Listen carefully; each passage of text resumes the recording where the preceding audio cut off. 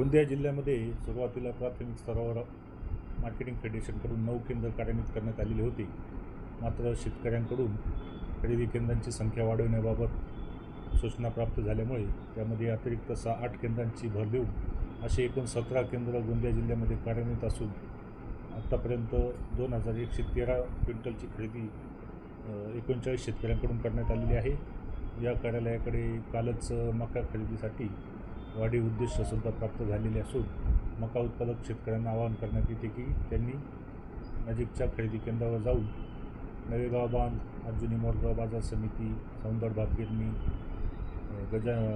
फुटाळा, कोमारा, पांढरी, गोगले या ठिकाणी जाऊन नवेझरी तसेच देवरीमधील हरदोली केंद्र या ठिकाणी जाऊन नाव नोंदणी करून त्यांची मका विक्री करावी. उद्दिष्टाची कुठलीही कमतरता या ठिकाणी नाही. 1,60,000ची उद्दिष्ट मक्यासाठी जिल्ह्याला प्राप्त झालेले आहे.